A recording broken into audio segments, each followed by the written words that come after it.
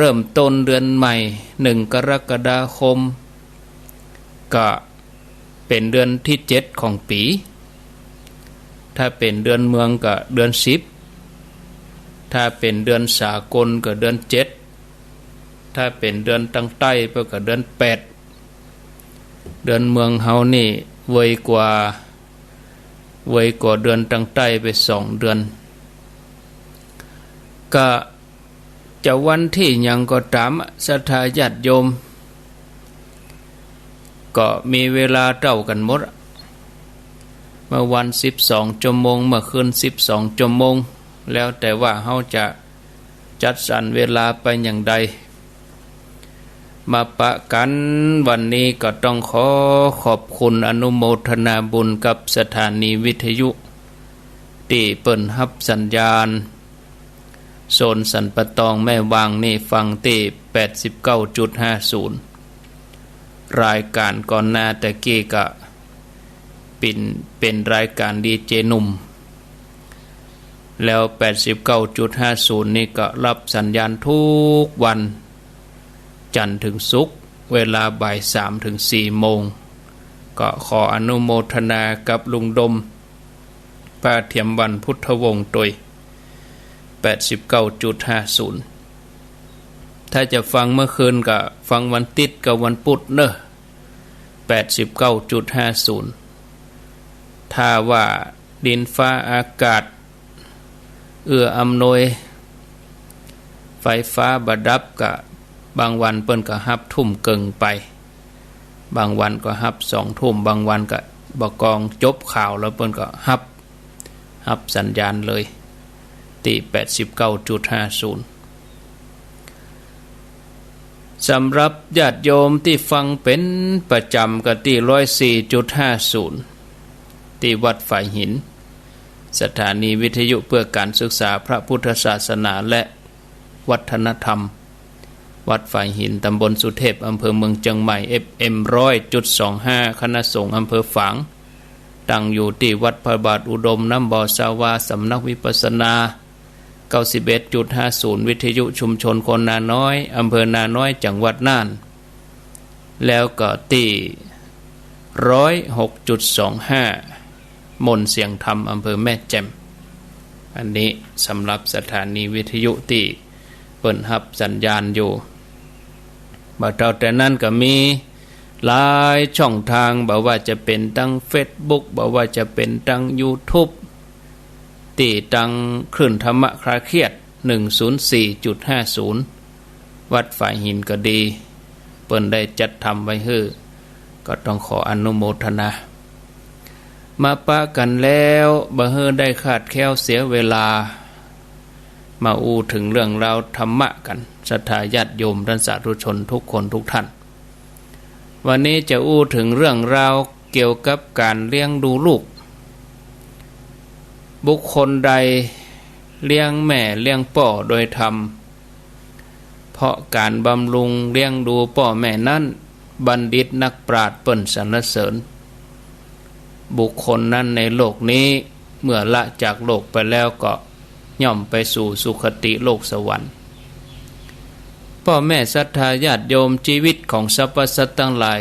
ย่อมมีเกิดขึ้นตั้งอยู่ในที่สุดก็เสื่อมสลายไปสิ่งต่างๆในโลกบ่ว่าจะเป็นพ่อแม่ลูกเต้าญาติพี่น้องทรัพย์สินเงินทองล้วนบ่อาจจะติดตัวเฮาไปสู่ปรโลกได้มีกาบุญกุศลต่ออันที่เฮาสั่งสมไว้ดีแล้วที่จะเป็นเหมือนเงาติดตามตัวเฮาไปฉะนั้นญาติโยมท่านสาธุชนคนดีทั้งหลายเฮาจะต้องเกิดเฮาจะต้องพิจารณาเสาะหาหลักของชีวิตโดยการสั่งสมบุญบารมีสร้างความดีโอกาสนี้เป็นโอกาสที่ดีที่สุดของเฮาที่เฮาได้เกิดมาเป็นมนุษย์ได้พบพระพุทธศาสนานักปราชญ์ผู้ฮู้เปิ้นอุปมาไว้ว่าถ้าหากว่าจะเอาม่อนดอยภูเขามาแทนปากกา เอาหน้าผาหรือว่าอากาศเนี่ย มาแทนกระดาษเอาน้ำในมหาสมุทรมาแทนน้ำมึกเขียนกุลป่อกุลแม่จนดอยนี่เสียงราบเรียบเป็นหน้ากองท้องฟ้าเต็มไปด้วยตัวหนังสือแม่น้ำในมหาสมุทรเหือดแห้งไปก็ยังบ่อาจจะพรรณนากุลของพ่อแม่ถึงสองได้หมดการพรรณนาหรือว่าการรู้จักสำนึกกุลของท่านอันนี้เฮาห้องว่ากตัญญูถึงแม้ว่าเฮาจะพรรณนากุลได้บ่หมดแต่การตอบแทนกุลเปิ้นให้หมดเสียงไปนั่น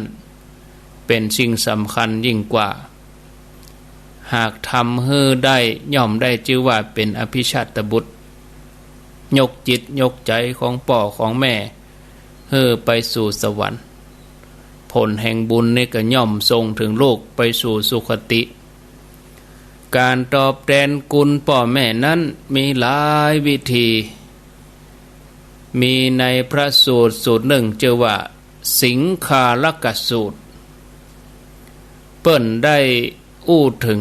วิธีการแทนกุลพ่อแม่นี่ถือว่าเป็นทิศเบื้องหน้าเปิ้นกล่าวไว้ว่าตั้นเลี้ยงเฮามาเฮาก็เลี้ยงเปิ้นตอบแทนทำกิจของเปิ้นช่วยทำงาน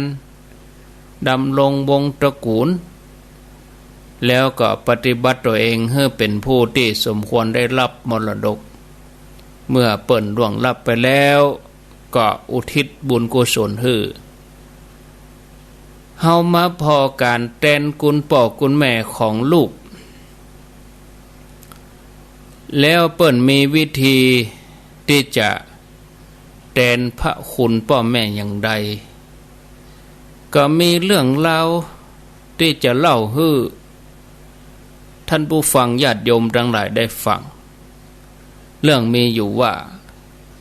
มีอุบาสิกาท่านหนึ่งเป็นผู้ที่เลื่อมใสในพระพุทธศาสนาเธอก็มีลูกบ่าวสุดที่ฮักคนเดียวชื่อว่าสานุเมื่อลูกบ่าวอายุได้7 ขวบก็เฮอไปบวชสมณเณรสานุก็ตั้งใจรักษาศีลเป็นสมณเณรที่ฉลาดมีปฏิภาณไหวพริบตั้งใจห่ำเฮียนขยันขันแข็งลุกตั้งแต่เจ้าเพื่อจะเตรียมน้ำฉันน้ำใจปัดกวาดศาลาเหล่าภิกษุทั้งหลายต่างก็ฮู้กันว่าสมณเณรเนี่ยเป็นผู้ที่มีเสียงไพเราะมีแววของนักเทศน์เป็นสมณเณรธรรมกถึกสามารถแสดงธรรมได้อย่างดีสวดก็ม่วนภิกษุทั้งหลายก็เลยเชื้อเชิญให้สมณเณรไปสวดสมณเณรก็ขึ้นธรรมาสน์ด้วยความองอาจสวดมนต์สรพัญญะโดยกรรมไพเราะสนอหูยังใจผู้ฟังให้เกิดปีติเบิกบานก่อนลงธรรมาสน์สมณเณรบ่ลืมที่จะอุทิศบุญให้กับหมู่ญาติบรรพบุรุษบุพการีชนในอดีตในขณะที่สมณเณรกำลังแสดงธรรมนั่นมีเหล่าเทวดามียักษ์กะมนุษย์มาฟังธรรมกันนักครั้งนั้นก็มีนางยักษินีนี่เคยเป็นโยมแม่ของสมณเณรในอดีตชาติในภพก่อน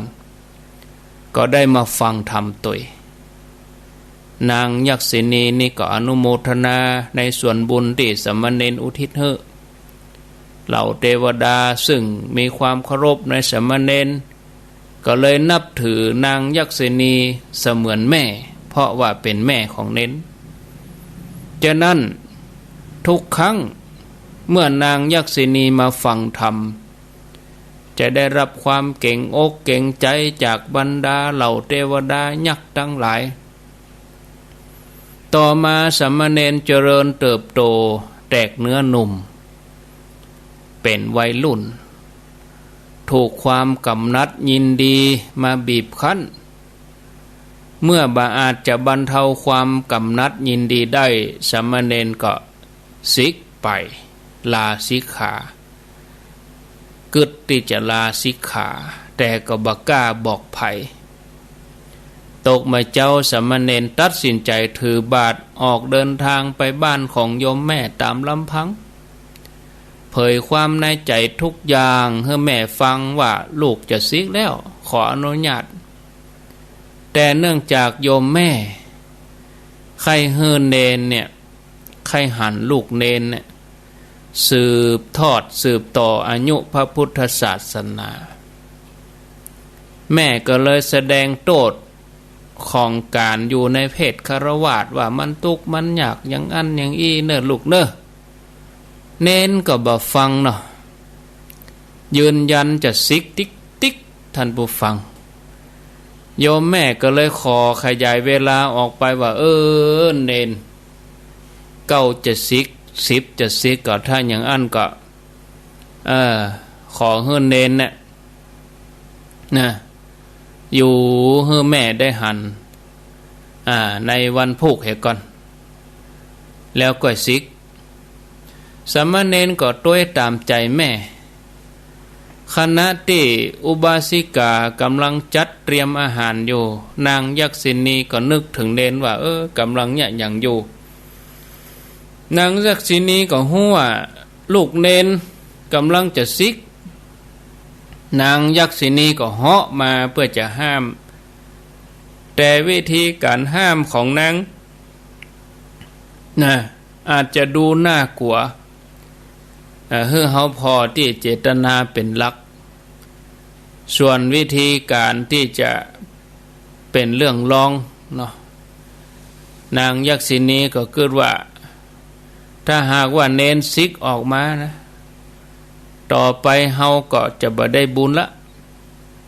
ปลายบ่ปอเฮาก็จะบ่ได้รับเกียรติจะบ่ได้รับความยำเกรงจากบรรดาหมู่ยักษ์หมู่เทวดาแถมต่อไปนางยักษินีก็เลยเหาะมาถึงนางก็เลยเข้าไปสิงร่างของเนนสามเณรมีก็ตากเหงือกตากไงตาเลือกตาฟื้นน้ำลายฟูมปากนอนนิ่งอยู่ไปอุบาสิกาหันอาการแปลกๆของสามเณรก็เลยห้องเฮ้ยเจ้าบ้านมาช่วยพอเหมือนคนเป็นลมบ้าหมูเจ้าบ้านทั้งหลายฮู้ว่าเนนี่โดนยักษ์เข้าสิงล่ะต่างก็ปากันทำพรีกรรมเพื่อจะขับไล่ยักษ์ออกแต่ก็บ่สำเร็จเพราะนางยักษินีนี่มีอานุภาพนักอุบาสิกาทั้งหลายก็อินดูเน้นก็ให้เนาะด้วยความอินดูลูกเน้นอันเป็นสุดที่ฮักก็มาลำพึงลำพันว่าฉันจะได้ฟังจากพ่อละหันว่าเคยได้ฟังว่าชนเหล่าใดรักษาอุโบสถประพฤติพรหมจรรย์ยักษ์ทั้งหลายย่อมบรังแกแต่วันนี้ยักษ์กลับมารังแกสามเณรอันเป็นลูกของฉันได้อย่างใดนางยักษินีก็ตอบว่าการที่ท่านได้สดับฟังมาจากอรหันต์ทั้งหลายฟังมาถูกแล้วท่านพึงบอกสานุสามเณรเมื่อฟื้นขึ้นมาว่ายักษ์สั่งไว้ว่าท่านอย่าได้กระทำกรรมอันลามกทั้งในที่แจ้งที่ลับอย่าลาสิกขาเลยจากนั้นนางยักษินีก็ออกจากร่างสามเณรสามเณรก็มืนตาขึ้นหันใส่โยมแม่ให้สะอึกสะอื้นแต่บ่ฮู้ว่าตัวเองถูกยักษ์สิงสับสนงุนงงก็เลยถามโยมแม่ว่าญาติมิตรทั้งหลายย่อมร้องไห้ถึงคนตายแล้วโยมแม่ยังหันฉันเป็นอยู่กะฉันยังบ่ตายเตื้อแม่มาให้เนี่ยหยังนี่เนาะโยมแม่ก็เล่าเรื่องราวถึงโมที่เกิดขึ้น แล้วก็แสดงโทษของการอยู่คฤหัสถ์การอยู่ครองเรือนให้ลูกเนนได้ฟังซ้ำเข้าไปถามว่าลูกเนนญาติมิตรย่อมร้องไห้ถึงคนตายแล้วหรือยังเป็นอยู่แต่หายหน้าไปแต่คนใดละกามแล้วยังจะกลับมาหากามอีกญาติมิตรตั้งหลายย่อมร้องไห้ถึงคนนั้นเพราะเขาเป็นอยู่ต่อไปก็เหมือนตายท่านอุตส่าห์ขึ้นจากเปลือกตมคือกิเลสแล้วท่านจะตกลงไปแถมเนี่ยหยังขอให้ลูกเนนจงอยู่เป็นอายุของศาสนาเถอะสามเณรได้ฟังอย่างอันก็รับรู้ถึงความปรารถนาของโยมแม่ก็เกิดความสลดสังเวชที่ตัวเองจะต้องตกอยู่ในอำนาจของกิเลสก็เลยกลับได้สติมีหิริโอตตัปปะบอกโยมแม่ว่าลูกจะบวชศึกแล้วขอบวชตลอดชีวิตโยมแม่เนี่ยเมื่อได้ฟังกำเนนก็ปลื้มนะได้ถวายอาหารอันปราณีตตั้งแต่นั้นมาสามเณรก็มุ่งมั่นปฏิบัติธรรมบำลดละเมื่ออายุสาวก็ได้บวชเป็นพระหลังจากนั้นบ่เมินบ่นั้นท่านได้ฟังกรรมของพุทธเจ้ากรรมสอนที่บอกว่าธรรมดาจิตนี้เที่ยวไปในอารมณ์ต่างๆชื่อว่าความสวัสดีย่อมบ่มีแก่ผู้บ่ข่มจิตเพราะฉะนั้นท่านจงทำความเพียรในการข่มจิตด้วยโยนิโสมนสิการเหมือนนายหัตถาจารย์ทำความพยายามในการฝึกม้าข่มจ้างข่มม้าตกมันท่านปล่อยใจไปตามกระแสธรรมของพระพุทธเจ้าในที่สุดก็บรรลุอรหันต์ท่านได้เป็นธรรมกถึกเป็นผู้ที่ชำนาญในปริยัติเชี่ยวชาญปฏิบัติและปฏิเวทปลายบปก็ยังเทศนาไพเราะเป็นอายุของพระศาสนาอยู่ได้ถึง120 ปีท่านผู้ฟังญาติโยมจากเรื่องนี้จะหันได้ว่าที่สุดของความปรารถนาของพ่อแม่ผู้ที่หันภัยในวัฏสงสารในสังสารวัฏอย่างแท้จริงนั้นคือการได้หันลูกได้นุ่งห่มผ้าเหลืองพ่อแม่ได้ผ่านทุกข์ยากในชีวิตเป็นฆราวาสมามากมายผ่านมาก่อนก็เลยรู้ว่าชีวิตของสมณะนักบวชเป็นชีวิตที่สะอาดบริสุทธิ์จึงอยากจะให้ทุกคนในญาติโยมเดินบนเส้นทางที่ถูกต้องดีงามเพราะการทำความดีก็กู้กับสัมมาอาชีพไปบางทีก็เป็นเรื่องที่ทำได้ยากเพราะว่าบางท่านก็อยากจะตอบแทนคุณพ่อแม่บ่ฮู้จะใจวิธีใดบวชเนี่ยดีที่สุดอะถ้าไม่ได้บวชก็ทำตนให้เป็นคนดีนะร่างกายของคนเฮานั้นเนี่ยศรัทธาญาติโยมเฮาจะต้องคอยหมั่นทำความสะอาดชำระสิ่งสกปรกอยู่เป็นประจำทุกวันฉันใดจิตใจของคนเฮานั้นก็จะต้องคอยหมั่นทำความสะอาดโดยการหมั่นอาบน้ำฟังธรรมหมั่นสวดมนต์เจริญสมาธิภาวนาเป็นวิธีที่เฮาจะชำระจิตใจของเฮา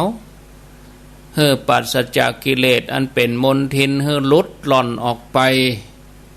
ทำให้ใจของเฮานั่นสะอาดบริสุทธิ์หมดจากกิเลสเครื่องเศร้าหมองซึ่งการทำอย่างนี้เป็นภารกิจเป็นหลักของการได้เกิดมาเป็นมนุษย์เป็นสิ่งที่เฮาจะต้องให้ความสำคัญเป็นอันดับต้นเป็นอันดับแหลกเพราะเฮาก็จะต้องทำควบคู่กับภารกิจในชีวิตประจำวันฝึกฝนอบรมใจไปด้วยจนเป็นนิสัยให้เป็นสิ่งที่ขาดบ่ได้เหมือนลมหายใจที่เฮาขาดบ่ได้เนี่ยศรัทธาญาติโยมต้นไม้ที่ออกหน่วยบ่ดี ย่อมจะมีการได้ตัดแต่งกิ่งออกปีใดก็น้อยออกปีใดก็บดีแมงเข้ามาจี้เหียแฮมบะเมินเปิ้นก็ตัดกิ่งโค่นทิ้งตรงกันข้ามถ้าต้นไม้ใดเฮ้อหน่วยดกลดหวานผลผลิตดีเจ้าของก็มันดูแลใส่ปุ๋ยพรวนดินทนุถนอมเอาไม้มาก้ำมายันเฮ้อหยุดไปเมินต้นไม้นี่มันดกดีรสชาติมันดีฉะนั้นต้นไม้จะได้รับการบำรุงอยู่เฮือนนานเท่าใดก็ย่อมขึ้นอยู่กับหน่วยย่อมขึ้นอยู่กับผลผลิตของต้นไม้นั้นคนเราก็อย่างเดียวกันอย่างใดถ้าลูกทำดีเป็นคนดีเนาะคนทั้งหลายก็ชื่นชมเนาะเปิ้นก็ยกย่องอู้มาถึงพ่อถึงแม่ว่าอย่างมาเลี้ยงลูกดีเนี่ยก็ทำให้พ่อแม่นั้นจื่นอกจื่นใจสุขกายสบายใจตัวมาโดยเฉพาะอย่างยิ่งถ้าว่าลูกไปทำความดีสั่งสมบุญที่ไหนพ่อแม่ก็ได้บุญไปด้วยพระพุทธเจ้าพระองค์ทรงชี้ให้หันว่าสิริมงคลของคนที่พ่อแม่นั่นน่ะคนที่เป็นพ่อเป็นแม่น่ะอยู่ที่ลูกตรงกันข้ามถ้าบ่ป้องกันแก้ไขให้ลูกเป็นคนดีอาจจะเป็นอัปมงคลกันได้นะศรัทธาญาติโยมเคยได้ยินเรื่องประเภทของลูกครูบาอาจารย์เปิ้นก็เอามาเอามาอธิบายให้นักแล้วลูกมี3ประเภทแรกอภิชาตบุตรหมายถึงลูกที่มีคุณธรรมดีสูงกว่าพ่อกว่าแม่เนาะนำความเจริญมาสู่วงตระกูลนะประเภทที่2นี่อนุชาตบุตรหมายถึงเสมอพ่อเสมอแม่จันกลางพอดีรักษาวงตระกูลไว้ประการสุดท้ายอวชาตบุตรอันนี้สร้างเรื่องทุกข์อกทุกข์ใจให้พ่อให้แม่นำความเสื่อมเสียมาสู่วงตระกูลสำหรับช่วงนี้เวลาเหลือนี่แหมเกินชั่วโมงเนาะก็จะเอาเรื่องราวของพระเถรีก็คือภิกษุณีถ้าภิกษุนี่ก็คือตุเจ้าภิกษุณีกับตุเจ้านั่นนะแต่เปิ้นเป็นแม่หญิงเปิ้นมาบวชเปิ้นห้องภิกษุณีพระเถรีรูปนี้มีชื่อว่าพระวัฏมาตาเถรีนะซึ่งนอกจากตัวเปิ้นจะเป็นแบบอย่างที่ดีให้แก่ลูกตัวเองโดยการยกตัวเก่าให้พ้นจากกิเลสแล้วก็ยังเป็นกัลยาณมิตรที่ดีของลูกห้องว่าเป็นที่เปิ้งแก่ตัวเองแก่ผู้อื่นแล้วก็ลูกของเปิ้นก็ได้ชื่อว่าเป็นอนุชาตบุตรเป็นลูกที่เสมอแม่คือได้บรรลุมรรคผลพระนิพพานไปด้วยแม่ฉะนั้นพระเถรีรูปนี้ก็เลยได้ชื่อว่าเป็นแบบฉบับของแม่ผู้ให้อย่างแท้จริงนะเรื่องของท่านเป็นอย่างใดพระเถรีแม่คือผู้ให้พระเถรีเนี่ยคือภิกษุณีเนี่ยชื่อว่าพระวัฏมาตาเถรีได้ปั่มเป่งบารมีกับพระพุทธเจ้ามาหลายพระองค์จนมาถึงสมัยของพระพุทธเจ้าของเฮานี้บารมีเปิ้นก็เต็มเปี่ยมพอดีเปิ้นได้ไปเกิดในครอบครัวตระกูลหนึ่งอยู่ที่เมืองพารุกัจฉะเมื่อเจริญวัยใหญ่ขึ้นมาตามวิถีแห่งโลกก็แต่งงานแล้วก็มีลูกคนชื่อว่าวัฒนะแปลว่าความเจริญ นับตั้งแต่เธอมีลูกเจ้าบ้านต่างก็ปากันฮ้องว่าวัฒนมาตามารดาของวัฒนกุมารนางวัฒนมาตาก็หมายถึงมารดาของวัฒนกุมารวันหนึ่งวัฒนมาตานางก็ได้ไปฟังธรรมในสำนักภิกษุณีนะเกิดความเริ่มใสศรัทธาแล้วก็หูสึกสลดสังเวชในการเวียนว่ายตายเกิดเมื่อกลับไปบ้านก็เลยเอาลูกคือหมู่ญาติดูแลตัดสินใจออกบวชเป็นภิกษุณีเมื่อบวชแล้วก็ตั้งใจบำเพ็ญเพียรจนเป็นอรหันต์เป็นอรหันต์รูปหนึ่งในพระพุทธศาสนาฝ่ายภิกษุณีคือพระวัฒมาตาเถรีเนี่ยนะเมื่อวัฒนกุมารอันเป็นลูกใหญ่ขึ้นมาหู้เดียงสาแล้วก็ได้ออกบวชในสำนักของพระเวทันตเถระเมื่อบวชแล้วเปิ้นก็เฮียนพระสูตรต่างๆเป็นพระธรรมกถึกเป็นผู้นำในด้านคันธาธุระวันหนึ่งท่านก็เกิดจะไปเยี่ยมแม่คือมารดาเถรีก็เลยออกจากที่พักไปสำนักของภิกษุณีผู้เป็นแม่ฝ่ายพระเถรีผู้เป็นแม่หันลูกเบามาเยี่ยมปรารถนาจะให้กรรมแนะนำลูกก็เลยบอกว่าพระคุณเจ้าวัฒนะตัณหาความทะเยอทะยานอยากในโลกอย่าได้มีแก่ท่านบ่ว่าจะในกาละใดๆท่านอย่าเป็นผู้ที่มีส่วนแห่งทุกข์บ่อยๆพระคุณเจ้าวัฒนะพระมุนีพระพุทธเจ้าทั้งหลายบ่มีตัณหาตัดความสงสัยได้แล้วเป็นผู้เยือกเย็นถึงพร้อมโดยการฝึกฝนอบรมตัวเองนะท่านถึงทำที่สุดแห่งทุกข์เตอะพระเถระหูทันทีว่า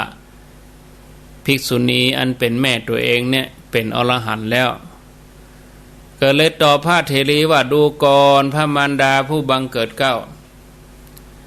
การที่ท่านกล้ากล่าวอาตมาอย่างเนี้ยอาตมาย่อมเข้าใจว่าตัณหาคือความทะเยอทะยานของท่านนะสิ้นแล้วหมดแล้วแน่นอนพระเถรีก็ย้ำว่าแม้กิเลสเล็กน้อยในอาวรณ์ในจิตในใจในอารมณ์ใดๆบ่เหลืออยู่เลยบ่มีแล้วพระคุณเจ้าเมื่อพระเถรีประกาศความหมดจดกิเลสตัวเองแล้วก็เลยกล่าวเป็นคาถาต่อไปถามว่าพระคุณเจ้าวัฒนะสังขารอย่างใดอย่างหนึ่งทั้งที่อย่างต่ำอย่างกลางอย่างสูงตัณหาของเฮาในสังขารเหล่านั้นแม้เพียงเล็กน้อยก็ดีหรือเพียงอนูหนึ่งก็ดีบ่ได้มีเลยเฮาเป็นผู้ประมาทอยู่ในฌานหมดสิ้นกิเลสอาสวะได้สำเร็จวิชา3วิชา8แล้วปฏิบัติตามคำสอนของพระศาสดาพระเถระเมื่อได้ทำโอวาทของพระมารดาเถรีกล่าวแล้ว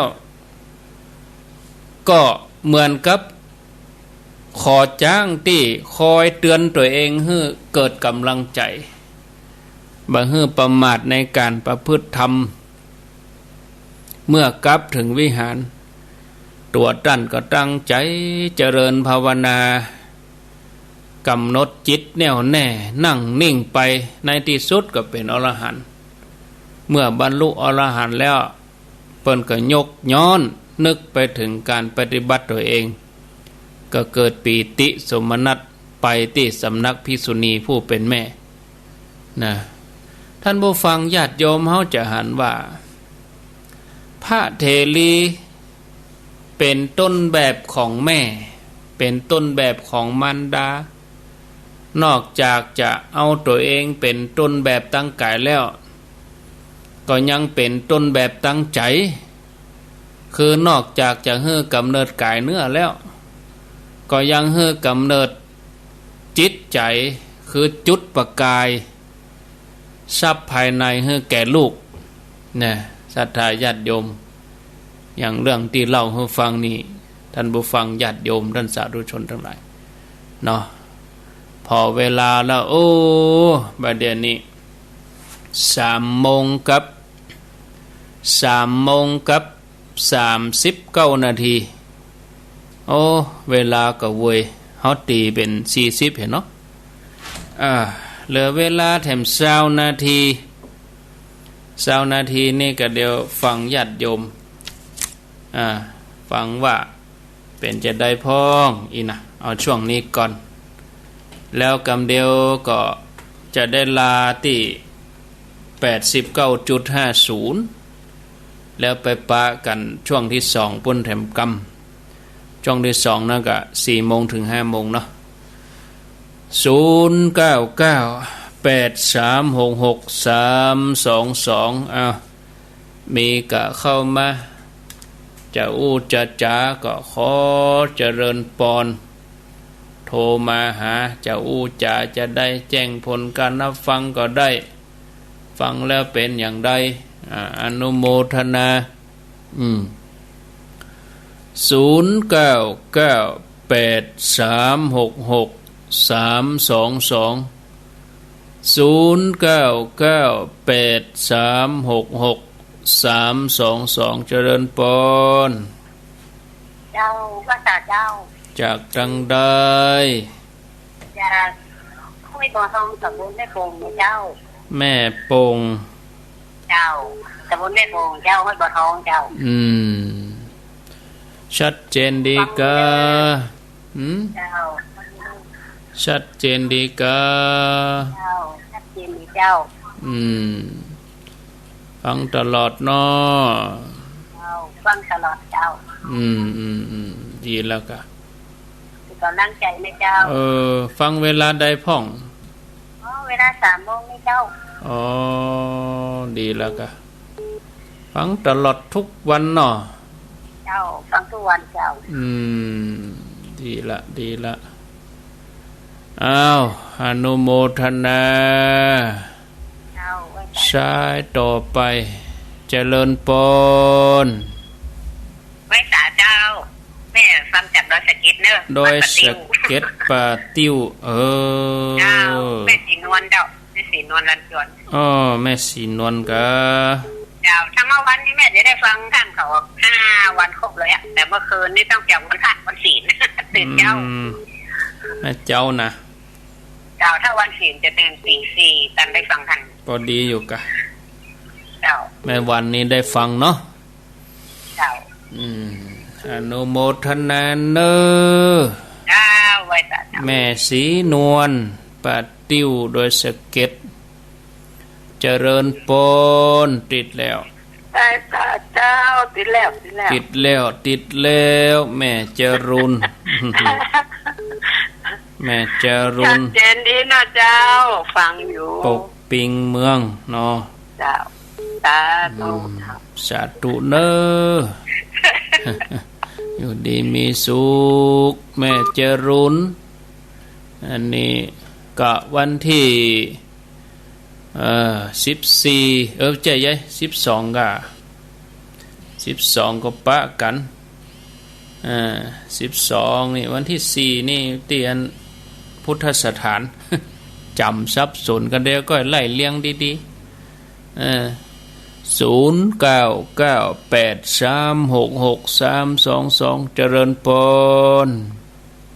เจ้าบริษัทเจ้าจากตังได้แจงหัวลิ้นฝางเจ้าแจงหัวรินเมืองฝางเจ้าดีแล้วฟังชัดดีเจ้าม่วนดีเนาะฟังขึ้นต้นมาแล้ว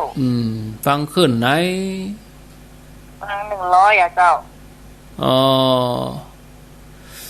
ดีแล้วกะได้ย้ายไปที่ไหนฟังก็หมายเลข100ตลอด100ตลอดเจ้าอนุโมทนาเนอเจ้าไว้อนุโมทนาสาธุอยู่ดีมีสุขโมทนา ต่อไปเจริญพรเจ้าได้พระครูอ้าวว่าจะได้แม่จัน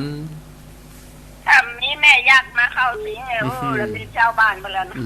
ซิกแล้วก็เน้นนี่สิกติ๊กติ๊กกับแม่ยักษ์กับผัวเสียนั่นเลยได้อยู่แถวร้อยสาวนะอายุยืนนะคนตะก่อนเนี่ยอายุยืนแต่กะชัดเจนนี่ได้เจ้า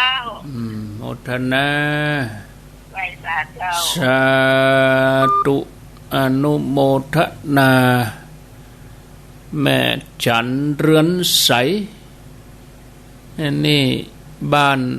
เวียงท่าการเวียงท่าการสันปะตองฟังลุงดมเจริญปนไหว้สาเจ้าพ่อจานเอาจากตั้งได้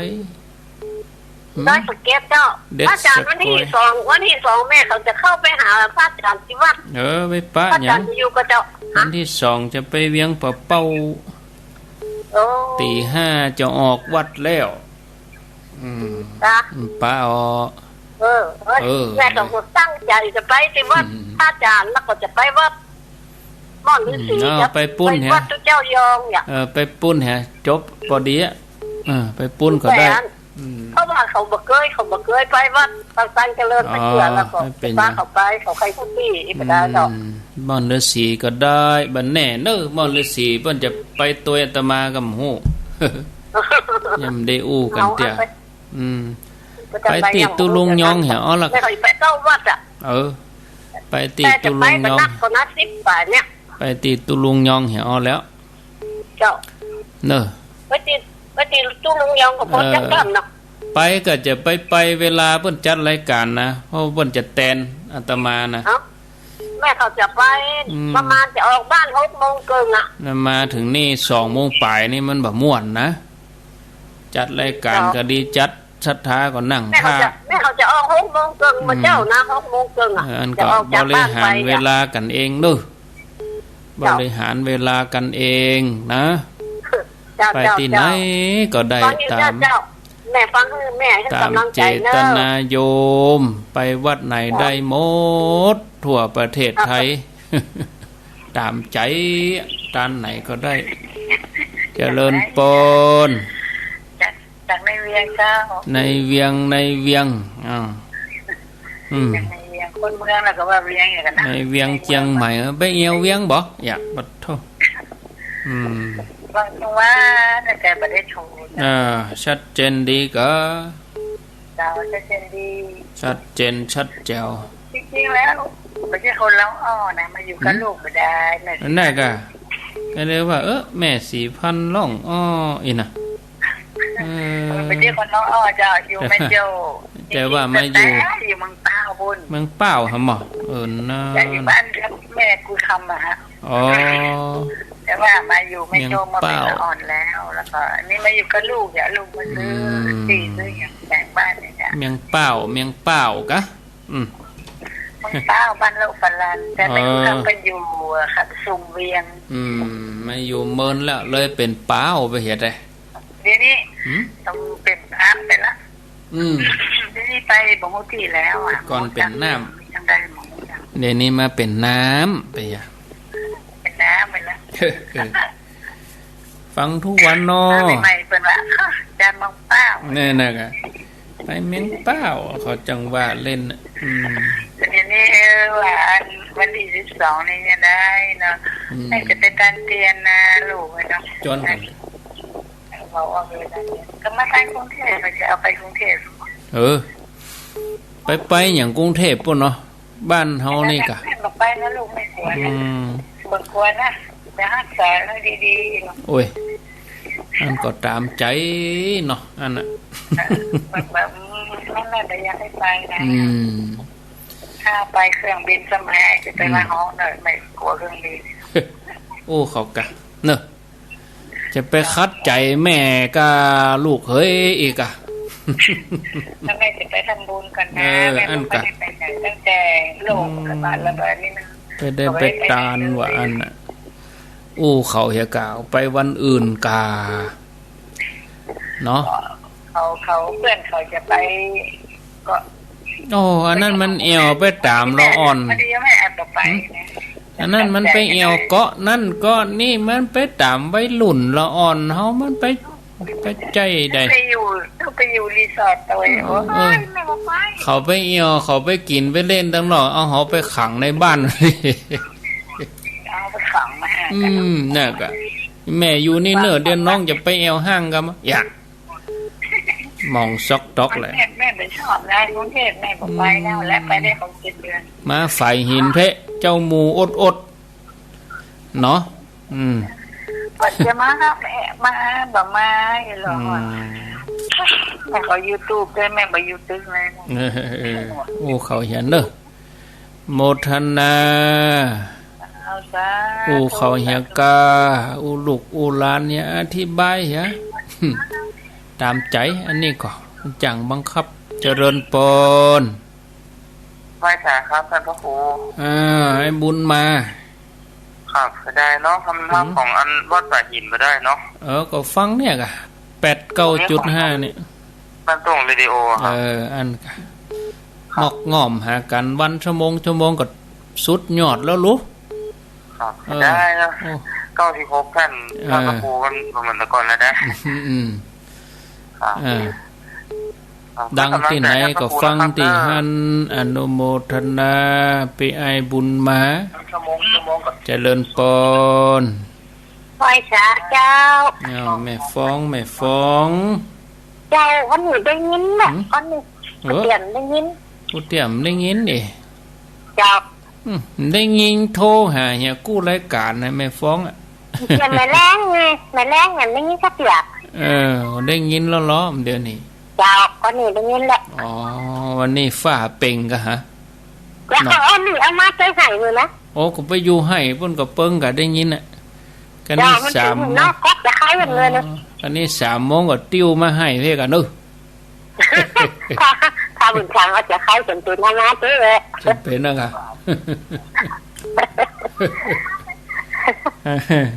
แม่ฟ้องแจ่ห่มโมทนาสาธุเจริญปนภาษาเจ้าจากดังใดแม่จ่องเจ้าแม่จ่องสันทรายแม่จ่องโดยสเก็ตเจ้าแม่จ่องโดยสเก็ตกะวันที่2เจ้าขอไข่ไฟเนอไปเฮียกะเจ้าคอยเมารถแดงไปเจ้าเมาเรียบร้อยแล้วบ่ฮะเจ้าหมูครบหมดล่ะเมารถหมดล่ะหมดแล้วอ่ะรถแหมก่อนเจ้านักก็เอาแหมกันกะเอาแหมกันนะซ่อมกันกะเนาะเจ้าจ่องเมื่อมาก็ไปวัดยังกวางมาดีละอนุโมทนาบุญโตยเจ้าไหว้สาเจ้าสาธุต่อไปเจริญปนจากที่ไหนไก่ขันเศร้าเลยไก่ขันไก่บ้านจ้ะได้ยินทีกับแม่หลวงจ้ะได้ยินจ้ะวันนี้ได้ยินจะทีเลยนะ98นี่นะเจ้า98.75นี่นะวันเทียนเคลื่อนเนาะมันแบบแน่นอนเตื้อยังแบบเต็มที่แต่แม่หลวงช่างก็โทรมาแต่ว่าวันที่15เพิ่นก็เน้อว่านั่นนึกว่าจะได้แปลงสิ้นเดือนนี้เลยนะจะฟังได้อยู่พอฟังได้เนาะโมทนาสาธุน้องผ้าขาวเจริญปนสาเจ้าจากดังใดจากอินทขินแม่แตงเจ้าอินทขินแม่แตงเจ้าฟังชัดเจนดีกะอินทขินเจ้าชัดเจนดีเจ้าติดตามตลอดเนาะเจ้าแม่เจ้ากับแม่แรงอันใดชัดมันเหมือนกันนะเจ้าปอกันเนาะเจ้าจากอินทขินบ้านแม่ไปบ้านครูอ้วนเขาไกลวะมาไกลแล้วเจ้าบ้านเป้านี่นะ คนละบ้านเจ้าตำบลเดียวกันคนละ เนาะ หมู่บ้านตำบลเดียวกันเนาะเจ้าตำบลคนละตำบลเจ้า คนละตำบล ประกันฮะยังก็ได้อยู่แม่มันเป็นบ้านสันปะตองเนาะอ๋อแล้วก็ครูอ้วนเป็นบ้านเป้าเจ้าอันกะยินดีเนอะครูอ้วนเจ้าครูอ้วนก็หันเป็นตำบลบ้านเป้าแม่ปัตตำบลนี้ถ้าหินเนี่ยเจ้าใกล้ๆกันเนาะเจ้าโมทนาเจ้าวัชาเจ้าสาธุเป็นว่าเปิ้นฟังกันหลายอยู่ล้อเนี่ย0998366322 เอ้า3:54 นาทีเหลือเวลาแถม6 นาทีรับสายเจริญปนพระเจ้าแม่ออนเจ้าแม่นางอ้วนเจ้าแม่นางอ้วนฟัง104นี่ก็เจ้า104เจ้าชัดเจนดีเนาะเจ้าฟังชัดเจนดีติดตามตลอดเนาะแม่อนุโมทนาเนอสาธุแม่นางอ้วนล่องกองเข้าสันกำแพง0998366322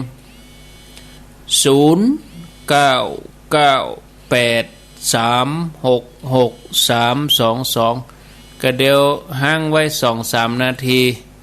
ก่อนจะลา 89.5 นี่ก็จะประชาสัมพันธ์งาน2 งาน